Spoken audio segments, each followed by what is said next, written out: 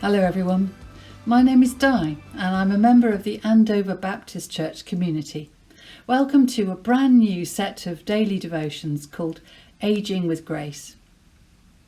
I wonder what you think about being the age you are and about getting older.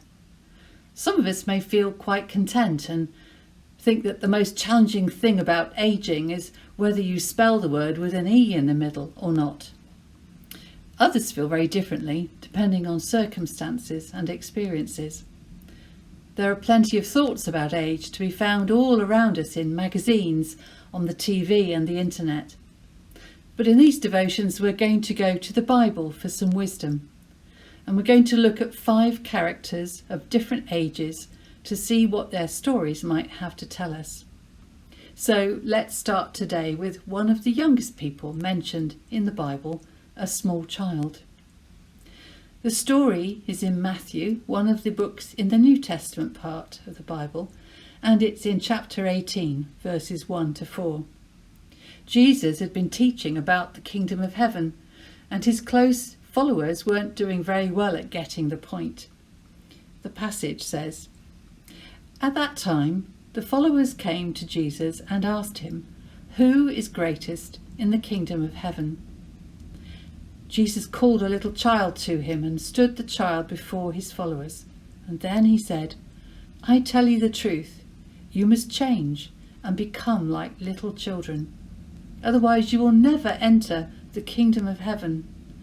The greatest person in the kingdom of heaven is the one who makes himself humble like this child.'" I wonder how those followers of Jesus felt as that small child was held up to them as an example. And that little child, did he or she realise the importance of the role they had just then, in that moment of time? Their innocence, their natural tendency to trust and willingness to depend on others when needed, was being used as an object lesson for the disciples, who seemed to be stuck on thinking about status and advantage over others, rather than service and humility. Jesus told the disciples very clearly that they needed to change.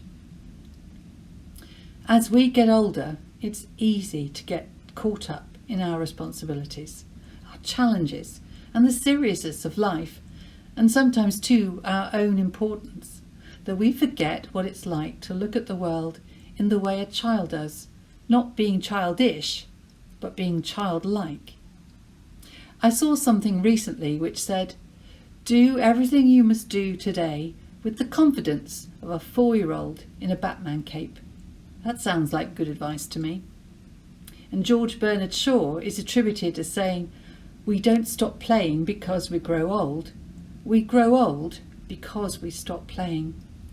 There's so much that we can learn from looking at things through the eyes of a child. At a recent family gathering, I was enjoying being with my 3 small granddaughters, aged 6, 3 and 1. Each of them was going about the afternoon in her own way. The oldest, whose birthday party it was showing everyone that even with unbrushed hair and birthday cake icing on your face, you can still dress and feel like a princess.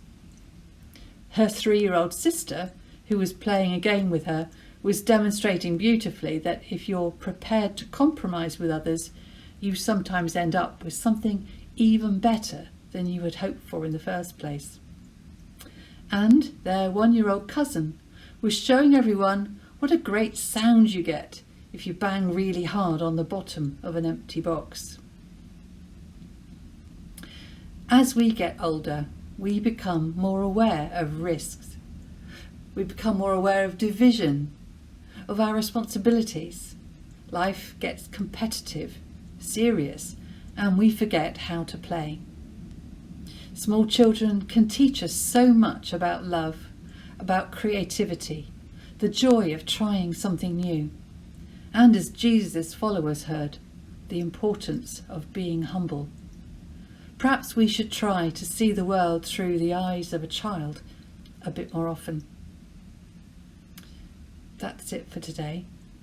But before you go, do have a look in the description below for the link to a song from the African Children's Choir. The song is a really old children's chorus with just one line, but it's the way the children perform it that is so special. Please don't try to do what they're doing at home, but I hope you can absorb some of the sheer joy they give out in their singing and dancing and take it with you into the rest of your day. Bye for now.